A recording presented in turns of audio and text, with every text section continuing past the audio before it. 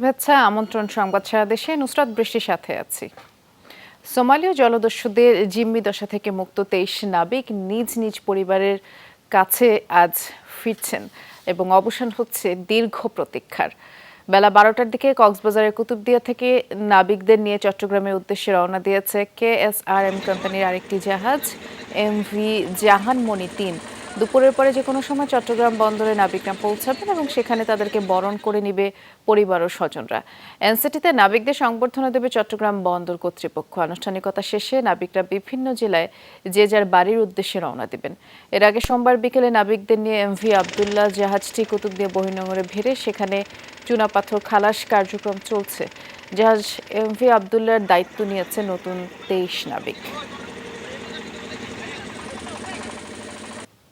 আগের আশা তো সারে দিছিল জীবনের আশা, এখন নতুন ভাবে যখন জীবন পাইছে, মুক্তি পাইছে, এটা মানে নতুন ভাবে ওদের একটা আনন্দ লাগতেছে। সবাই আনন্দ, আমার পরিবার মানে এমনকি দেশবাসী পর্যন্ত, পুরো দেশবাসী, আত্মীয় স্বজন সবাই তো আনন্দিত। আমরা এ বিষয়ে আরো বিস্তারিত জানবো। চট্টগ্রামে যাচ্ছি, সহকর্মী মামুন রশিদ অভি অপেক্ষা করছেন।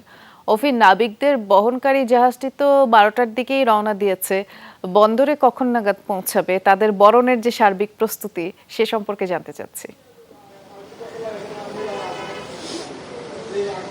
বৃষ্টি তাদের বরণ করে নেওয়ার জন্য চট্টগ্রাম বন্দর কর্তৃপক্ষ এবং KSRM মালিক কর্তৃপক্ষ যারা রয়েছেন তারা কিন্তু তাদের সার্বিক প্রস্তুতি এরই মধ্যে সব শেষ করেছেন এবং এখন শুধুই অপেক্ষা নাবিকরা জাহাজ থেকে নামবে এবং তাদেরকে ফুল দিয়ে আসলে বরণ করে নেওয়া হবে। এবং এরই মধ্যে কিন্তু জাহাজটি চট্টগ্রাম বন্দরের উদ্দেশ্যে জাহানমণি ৩ নামে যে একটি জাহাজ রয়েছে সেটি কিন্তু এরই মধ্যে রওনা হয়েছে, সেটি এখন সাগরে রয়েছে আমরা যতটুকু জানতে পেরেছি। এবং সেখানে মূলত ২৩ জন নাবিক রয়েছে। নাবিকদেরকে আসলে বরণ করার জন্য তাদের পরিবার থেকে শুরু করে সবাই কিন্তু অধীর আগ্রহে একেবারে বসে আছে সেই মাহেন্দ্রক্ষণ সময়ের জন্য, যে কবে আসলে তাদেরকে কাছ থেকে দেখবেন সেই বিষয়ে কিন্তু পরিবার যেমন অনেক বেশি আনন্দিত এবং সেই সাথে তাদের মালিক পক্ষ কিন্তু অনেক বেশি আনন্দিত, সাথে বন্দর কর্তৃপক্ষ রয়েছেন। এবং সেখানেই মূলত তাদেরকে আনুষ্ঠানিকভাবে তাদেরকে বরণ করে নেওয়া হবে ফুল দিয়ে এবং সেখানেই একটি আনুষ্ঠানিক কথাবার্তা বলার পরে মূলত সেখান থেকেই নাবিকরা তাদের পরিবার আসলে ফিরে যাবেন। এবং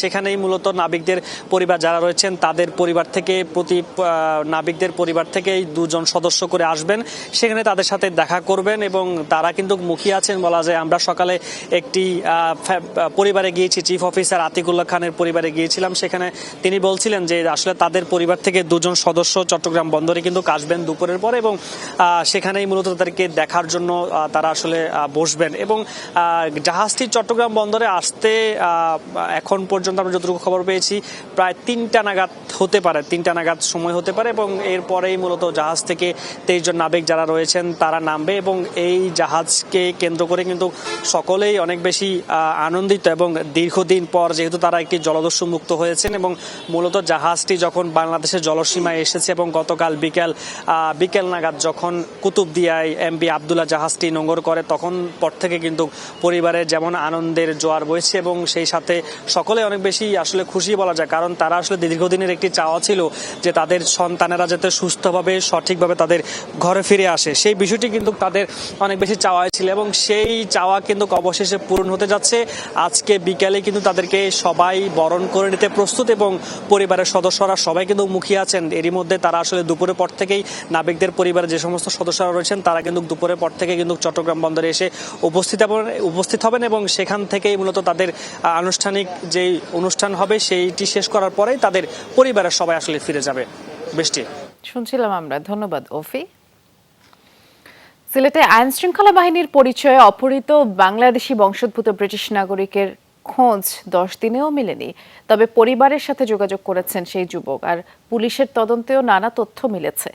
2013 সালে যুক্তরাজ্যে স্কুল ছাত্র হত্যায় সন্দেহভাজন দেলোয়ার গ্রেফতারের পর জামিন নিয়ে 2014 সালে পালিয়ে বাংলাদেশে আসেন। সিলেটের দক্ষিণ সুরমা এলাকার এই বাড়িতেই থাকতেন ব্রিটিশ নাগরিক দেলোয়ার হোসেন। স্থানীয়দের মতে গত কয়েক বছর দিনে বা রাতে গাড়ি নিয়েই যাতায়াত করতেন তিনি। গাড়ি নিয়ে বের হতো আবার আসতো, এই কিছু করতো না, তারা তো প্রবাসী পরিবার, তারা তোর আব্বা তো মাঝে মধ্যে আসেন, সে এখানেই আছে দেখছি। যে মানুষ আমরা আছি তাদের বালা করে চিনি হই না, কেমনে চিনবো? ড্রাইভারে গাড়ি লইয়া আসা যাওয়া করে, তাই তো আর রোডে হাঁটাচলা করে না।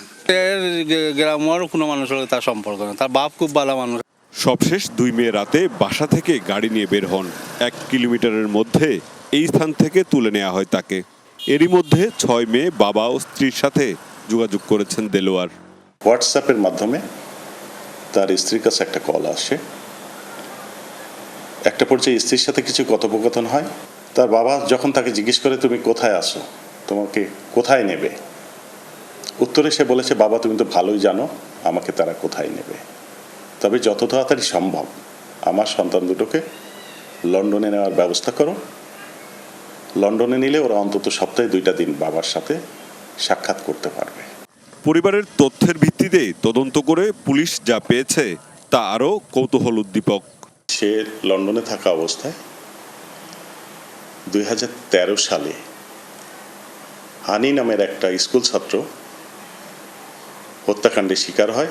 এই মামলায় তার বাবার বক্তব্য অনুযায়ী সে জেলে ছিল এবং সে পরবর্তীতে জামিনে আসে, বাংলাদেশে চলে আসে। যতটুকু জানতে পেরেছি যে লন্ডন পুলিশ এই দিলওয়ার হোসেনরে খোঁজাখুঁজি করছে। পুলিশের তথ্যে অনুসন্ধানে নেমে যমুনা টেলিভিশন খুঁজে পায় যুক্তরাজ্যের সেই স্কুল ছাত্র হানি হত্যাকাণ্ডের সিসিটিভির ফুটেজ। দেশটির ডেইলি মেইল পত্রিকার একটি খবরে আটকে যায় চোখ। সেখানেও বলা হচ্ছে বাংলাদেশে পালিয়েছেন দেলোয়ার। পরিবারের সদস্যরা পুলিশকে জানায় 2014 সালে দেশে পালিয়ে আসেন দেলোয়ার। প্রশ্ন হলো বৈধভাবে দেশে আসার তথ্য নেই কেন? তার আত্মীয়স্বজনের ভাষ্য অনুযায়ী দিলওয়ার বাংলাদেশে আসে 2014 সালে, কিন্তু আমরা বিভিন্ন রেকর্ড পর্যালোচনা করে দেখি যে দিলওয়ার সর্বশেষ 2007 সালে বাংলাদেশে এসেছে, তারপরে আর তার কোনো রেকর্ড আমরা পাই নাই। যেহেতু পরিবারের সাথে যোগাযোগ হয়েছে, আমরা আশাবাদী যে খুব দ্রুতই বিষয়টার একটা ফয়সালার দিকে যাবে। এদিকে টোল প্লাজার সিসিটিভির ফুটেজ বিশ্লেষণ করছে পুলিশ, তবে গাড়ির হদিস পাওয়া যায়নি। কারা তুলে নিয়ে গেছে তাও নিশ্চিত হতে পারেনি। মাহবুবুর রহমান রিপন, যমুনা নিউজ, সিলেট। দ্বিতীয় ও তৃতীয় ধাপের উপজেলা নির্বাচনের প্রার্থীরা প্রচারণায় ব্যস্ত। কর্মী সমর্থকদের নিয়ে নির্বাচনী এলাকার অলিতে গলিতে ছুটছেন। ভোটারদের বাড়ি বাড়ি যাওয়ার পাশাপাশি মিছিল, উঠান বৈঠক সহ নানা উপায়ে প্রচারণা চালাচ্ছেন তারা। এলাকার উন্নয়ন সহ বিভিন্ন প্রতিশ্রুতি দিয়ে ভোট চাইছেন। চেয়ারম্যান প্রার্থীদের পাশাপাশি ভাইস চেয়ারম্যান প্রার্থীরাও ব্যস্ত সময় পার করছেন গণসংযোগে। ভোটাররা চান শান্তিপূর্ণ পরিবেশে সুষ্ঠু নির্বাচন। জনপ্রতিনিধি হিসেবে যোগ্য ব্যক্তিকে তারা বেছে নিতে চান। আগামী 21 মে দ্বিতীয় ধাপে 161 উপজেলায় ভোট নেওয়া হবে, আর 29 মে তৃতীয় ধাপে ভোট গ্রহণ হবে 112 উপজেলায়। নওগাঁর সাপাহারে নির্বাচনী প্রচারণা শেষে বাড়ি ফেরার সময় দুজনকে কুপিয়ে জখম করেছে দুর্বৃত্তরা। মঙ্গলবার রাতে পিছলডাঙ্গা এলাকায় এই ঘটনা ঘটে। স্থানীয়রা জানিয়েছে, প্রচারণা শেষে বাড়ি ফিরছিলেন সাপাহার উপজেলা পরিষদের চেয়ারম্যান প্রার্থী শামসুল আলম শাহ চৌধুরীর কয়েকজন কর্মী। পথে মোটরসাইকেলের গতিরোধ করে মুখোশধারী কয়েকজন দেশীয় অস্ত্র নিয়ে হামলা চালায়। গুরুতর আহত হয় আনারুল ও শরীফুল। তাদেরকে উদ্ধার করে রাজশাহী মেডিকেল কলেজ হাসপাতালে নেওয়া হয়। প্রতিপক্ষ প্রার্থীর লোকজন হামলা চালিয়েছে বলে অভিযোগ শামসুল আলম শাহ চৌধুরীর। আর এই ঘটনার পর এলাকার পরিস্থিতি থমথমে। এ বিষয়ে আরো বিস্তারিত জানবো। নওগাঁ সাপাহারে যাচ্ছি, সহকর্মী শফিক ছোটন অপেক্ষা করছেন আমাদের জন্য। আমরা যেই ঘটনার কথা মাত্রই জানালাম শফিক, ওই ঘটনার পরে তো অতিরিক্ত পুলিশ মোতায়েন করা হয়েছে। এছাড়া নির্বাচনী যেই পরিবেশ আছে সার্বিক, সে সম্পর্কে একটু জানাবেন। ওই হামলার ঘটনায় কাউকে আটক করা হলো কিনা তাও জানতে চাই। বৃষ্টি, এই হামলার ঘটনায় এখন পর্যন্ত কাউকে আটক করা হয়নি, তবে থানায় একটি অভিযোগ দায়ের করবেন এমনটি আমরা শুনেছি। শামসুল আলম আমাদেরকে নিশ্চিত করেছেন, যিনি প্রতিদ্বন্দ্বিতা করছেন মোটরসাইকেল প্রতীক নিয়ে। পাশাপাশি আরেকজন প্রার্থী যিনি আনারস প্রতীক নিয়ে প্রতিদ্বন্দ্বিতা করছেন, বর্তমান উপজেলা চেয়ারম্যান, তিনি আসলে তার কর্মী সমর্থকরাই এই হামলা চালিয়েছে বলে অভিযোগ পাওয়া যাচ্ছে। এর বাইরে যদি বলি যে আসলে আজকে গুড়ি গুড়ি বৃষ্টিতে কিন্তু প্রচারণায় বেশ বাগড়া বা বেশ বাদ সেধেছে বলা চলে। প্রার্থীরা যখনই প্রচারণায় নেমেছেন তখনই গুড়ি গুড়ি বৃষ্টি শুরু হয়েছে, এমনটি আমরা দেখছি। কিন্তু ভোটের মাঠের যে উত্তাপ সেটি কিন্তু ছড়িয়ে পড়েছে একদম। যদি বলি যে প্রতীক বরাদ্দের পর থেকে জমজমাট প্রচারণায় প্রার্থীরা, এখানে 3 জন প্রার্থী প্রতিদ্বন্দ্বিতা করছেন চেয়ারম্যান পদে। তারা এখানে আসলে প্রচারণায় কোনো কমতি রাখছেন না, ভোটারদের দ্বারে দ্বারে যাচ্ছেন। কিন্তু গতকালের যে হামলার ঘটনা, এই হামলার ঘটনার পরে থমথমে পরিস্থিতি বিরাজ করছে পুরো সাপাহার উপজেলা জুড়ে। এরই মধ্যে বিভিন্ন গুরুত্বপূর্ণ স্থানে পুলিশ মোতায়েন করা হয়েছে এবং আইন শৃঙ্খলা রক্ষাকারী বাহিনী বলছে যে কারণেই হোক যে হামলার যে ঘটনা ঘটেছে তাতে যারা জড়িত আছেন বা যাদেরকে সন্দেহমূলকভাবে পাওয়া যাবে তাদেরকে গ্রেফতার করা হবে এবং আইনানুগ ব্যবস্থা গ্রহণ করা হবে, এমনটি বলা হচ্ছে। প্রার্থীদের পক্ষ থেকে কিন্তু অভিযোগ এবং পাল্টা অভিযোগ করা হচ্ছে। যেমন যদি বলি শামসুল আলম শাহ চৌধুরী, তিনি কিন্তু অভিযোগ করে বলেছেন যে আনারস প্রতীকের প্রার্থী তিনি তার কর্মী সমর্থক দিয়ে হামলা চালিয়েছেন। অপরদিকে কিন্তু যার বিরুদ্ধে অভিযোগ করা হচ্ছে শাহজাহান হোসেন, বর্তমান চেয়ারম্যান, তিনি কিন্তু বলছেন যে এটি তার কর্মী সমর্থকদের হামলা নয়, এটি অন্য কোনো কারণে হামলা হয়ে থাকতে পারে, এমনটি কিন্তু বলেছেন। সব মিলিয়ে আসলে থমথমে পরিস্থিতি বিরাজ করছে। এখন পর্যন্ত কাউকে পুলিশ গ্রেপ্তার করেনি, তবে অভিযোগ পেলে প্রয়োজনীয় ব্যবস্থা গ্রহণ করার আশ্বাস দিয়েছেন এখানকার যিনি ওসি তিনি। বেশ বিস্তারিত করে জানাচ্ছিলেন, ধন্যবাদ শফিক। বরগুনার বেতাগীতে গাড়ি থেকে আগ্নেয়াস্ত্র পাওয়ার অভিযোগে এক চেয়ারম্যান প্রার্থী ও চালককে গ্রেফতার করেছে পুলিশ। সোমবার রাতে বেইলি ব্রিজ এলাকা থেকে তাদেরকে আটক করা হয়। উপজেলা পরিষদ নির্বাচনে চেয়ারম্যান পদে দোয়াত কলম প্রতীকের প্রার্থী নাহিদ মাহমুদ হোসেন লিটু শিকদার। পুলিশ জানায় গোপন সংবাদের ভিত্তিতেই চেয়ারম্যান প্রার্থীর গাড়িতে তল্লাশি চালানো হয়। রিভলভার পাওয়া গেলে চেয়ারম্যান প্রার্থী নাহিদ ও গাড়ি চালক সজীবকে হেফাজতে নেয় পুলিশ। জিজ্ঞাসাবাদের জন্য তাদেরকে থানায় রাখা হয়েছে। আর এই খবর পেয়ে ঘটনাস্থলে যান উপজেলা নির্বাহী কর্মকর্তা ও সহকারী রিটার্নিং কর্মকর্তা। পরে এই ঘটনায় অস্ত্র আইনে মামলা করা হয়েছে। গাড়িতে অবস্থানকারী প্রার্থী নাহিদ মাহমুদকে এবং চালককে জিজ্ঞাসাবাদ করেন। এক পর্যায়ে সিদ্ধান্ত দেওয়া হয় যে অবৈধ অস্ত্রটি রেখেছিলেন পজিশনে ছিল চালকের এবং এটি অবগত আছেন প্রার্থী নিজে, তাই তাদের 2 জনের বিরুদ্ধেই নিয়মিত মামলা রুজু করা হয়। ত্রিশাল জাতীয় কবি কাজী নজরুল ইসলাম বিশ্ববিদ্যালয়ে হল সুপারভাইজার পদে দুর্নীতির অভিযোগ উঠেছে। অনিয়মের বিষয়ে বঞ্চিত চাকরি প্রার্থী অভিযোগ করেন যে বিশ্ববিদ্যালয়ের মঞ্জুরি কমিশনে এবং তদন্তে অনিয়মের নানা চিত্র বেরিয়েও আসে। ইউজিসি চিঠি পাঠিয়ে নিয়োগটি ত্রুটিপূর্ণ জানালেও তা মানতে নারাজ বিশ্ববিদ্যালয় কর্তৃপক্ষ। তাদের বক্তব্য মঞ্জুরি কমিশনের তদন্ত সঠিক নয়। এদিকে অভিযোগকারীর দাবি অনিয়ম দুর্নীতির সাথে বিশ্ববিদ্যালয়ের উপাচার্য জড়িত। ময়মনসিংহের ত্রিশালে কবি নজরুল বিশ্ববিদ্যালয়ে হল সুপারভাইজার পদে নিয়োগ বিজ্ঞপ্তি দেয়া হয় 2021 সালের 8 নভেম্বর।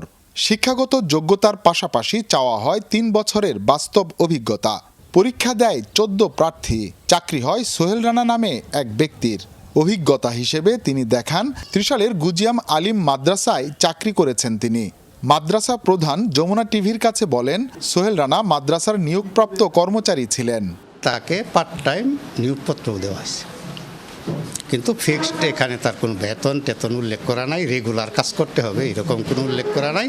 বেসরকারি শিক্ষা প্রতিষ্ঠান মাদ্রাসা জনবল কাঠামো নীতিমালা বলছে, অনুমোদিত জনবল কাঠামোর অতিরিক্ত শিক্ষক কর্মচারী নিয়োজিত রাখলে তাদের বেতন ভাতা শতভাগ দেবে সংশ্লিষ্ট শিক্ষা প্রতিষ্ঠান। নীতিমালা দেখিয়ে সোহেল রানার বেতনের তথ্য জানতে চাইলে সুর পাল্টান মাদ্রাসা অধ্যক্ষ। মাদ্রাসার টাকা দিব কেন? কাজ আমার, আমি করতে পারছি না, যে কারণে আমি দিয়ে দিচ্ছি পারিশ্রমিক। কিন্তু আপনি যে বলেন নিয়োগপত্রে আপনি লিখছেন যে তাকে পারিশ্রমিক দেয়া হবে, তাহলে পারিশ্রমিক ওই যে দেওয়া হবে যে লিখছেন, এটা কোত্থেকে দিবেন লিখছেন? আমার ব্যক্তিগত পক্ষ থেকে দিব। হল সুপারভাইজার নিয়োগে অনিয়ম টের পেয়ে আরেক আবেদনকারী জাহানারা মুক্তা লিখিত অভিযোগ নিয়ে দ্বারস্থ হন উপাচার্যের কার্যালয়ে। মুক্তা দাবি করেন রাখা হয়নি তার অভিযোগপত্র। পরে সংবাদ সম্মেলন করেন তিনি। নিয়োগের তথ্য চেয়ে তথ্য অধিকার আইনে আবেদন করেও সাড়া পাননি। অভিযোগ, নিয়োগ নিয়ে প্রশ্ন তোলায় অভিযোগকারীকেই উকিল নোটিশ পাঠান ভিসি সৌমিত্র শেখর। আমাদের যখন সিন্ডিকেট বোর্ড হয়, রেজাল্ট হয়, তার পরবর্তী থেকেই আমি স্যারের সাথে দেখা করার সর্বোচ্চ চেষ্টা করেছি, কথা বলার যোগাযোগ করার চেষ্টা করেছি, কিন্তু কোনোভাবেই সৌমিত্র শেখর স্যারের সাথে আমি যোগাযোগ করতে পারিনি। তার এবং কি সর্বক্ষেত্রেই তার নীরবতা আমি দেখতে পেয়েছি। আমি মনে করছি যে ওনার এখানে নীরবতা অনেকটাই বোঝাচ্ছে যে অন্যায়টা ওনার সজ্ঞানেই হয়েছে। উপায় না পেয়ে 2023 সালের 26 অক্টোবর বিশ্ববিদ্যালয় মঞ্জুরি কমিশনে অভিযোগ করেন এই নারী। হয় তদন্ত। গত 17 এপ্রিল দেয়া তদন্ত প্রতিবেদনে নিয়োগটি ত্রুটিপূর্ণ বলে লিখিতভাবে জানায় ইউজিসি। আমার যে অভিযোগটা আছে সেখানে সত্যতা পেয়েছে তারা। সত্যতার প্রেক্ষিতে আমার কাছে তারা একটা চিঠি দিয়েছে যে এই যে নিয়োগটা সেটা যেন আবার যাচাই করে দেখা হয় এবং সেটা যেন শিক্ষা মন্ত্রণালয়কে অবগত করা হয় এবং ইউজিসিকে অবগত করা হয়। তবে নিয়োগে অনিয়মের কথা মানতে নারাজ বিশ্ববিদ্যালয় কর্তৃপক্ষ। বলছে ইউজিসির তদন্ত সঠিক হয়নি। আমাদের দৃষ্টিতে আমরা মনে করছি যে এটা সঠিক, তাদের কথাটা সঠিক না, মানে আমাদের এটাই সঠিক। দরখাস্ত আমরা যাচাই বাছাই করে তার এটা সঠিক পেয়েছি এবং তার যে এক্সপিরিয়েন্স বা অন্যান্য কাগজপত্র সেগুলো সঠিক ছিল না, কোনো ত্রুটিপূর্ণ হয়নি। এটা ইউজিসি তারা তাদের কথা বলেছে যে ত্রুটিপূর্ণ হয়, আমাদের মধ্যে কোনো ত্রুটিপূর্ণ হয়। তারপরেও এটি সার্বিক অর্থে ইউজিসির কথা মতো আমরা নিয়ে যাব, মানে আমাদের সিন্ডিকেটে নিয়ে যাব। বিজ্ঞ সিন্ডিকেট সদস্যবৃন্দ যে মত দেন আমরা সে মত পাঠিয়ে দেব। তাতে যদি কারো চাকরি থাকবে, কারো চাকরি না থাকলে থাকবে না। এই অভিযোগকারী বলছেন, নজরুল বিশ্ববিদ্যালয়ে চলতে থাকা অনিয়ম দুর্নীতি ঠেকাতে এখনই বিশ্ববিদ্যালয়ের আচার্য মহামান্য রাষ্ট্রপতির হস্তক্ষেপ চান তিনি। ভুক্তভোগী এই নারী বলছেন, নিয়োগে অনিয়ম দুর্নীতির সাথে যারা জড়িত তাদের দৃষ্টান্তমূলক শাস্তি দেয়া হোক। যতদিন না এই শাস্তি দেয়া হচ্ছে ততদিন এই অন্যায়ের বিরুদ্ধে তার সংগ্রাম তিনি চালিয়ে যাবেন। হুসাইন শাহিদ, যমুনা নিউজ, ময়মনসিংহ।